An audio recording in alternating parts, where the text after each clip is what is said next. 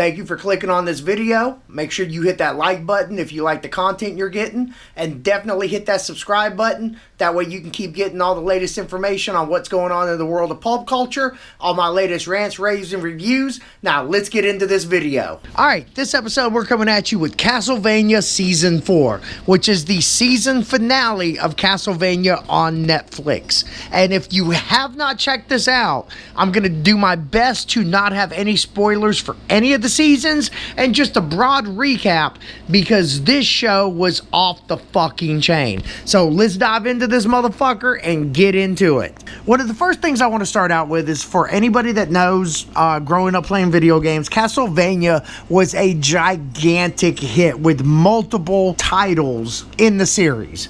Castlevania was a big hit not only for the gameplay but also for the storytelling in the game. And just like the multiple titles that all tie in together, where there was a gigantic hit for Nintendo, the animated version on Netflix is also a gigantic hit and continues that constant storytelling that was also a part of the game growing up. We see the story of several characters start in Season 1 and continue through Season 2 and 3, mainly being Trevor Beaumont, Alucard, Sophia, Camilla, Isaac, and Hector. And these stories continue through all 4 seasons. One of the huge concerns I had about Season 4 was how all this was going to tie up, but in true Castlevania style and storytelling, not only do all these stories conclude by the end of it, but there's several characters that are added into this season that somehow managed to tie up all the loose ends from all 3 seasons before, with the new characters included. Now, I've got to say, for me, Season 1 was pretty much a slow burn. It was a great story, but it was just slow in getting to everything. Season 2 definitely built upon that. Season 3 was incredible,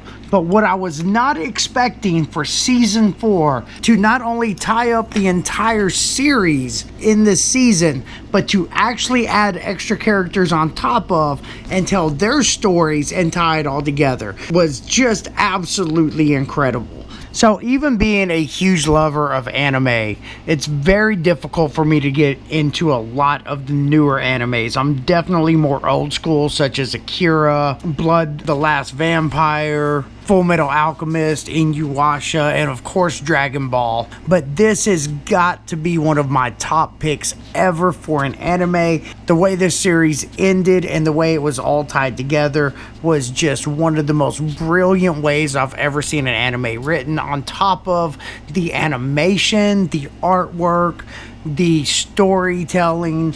If you have not seen any of this series, I definitely recommend that you check it out. In fact, whatever the fuck you're doing, just stop and go put it on. You will not be disappointed in this series. So on that note, that is my spoiler-free review of Castlevania Season 4. Definitely go check it out. On that note, I'm out this motherfucker, and I will see y'all later.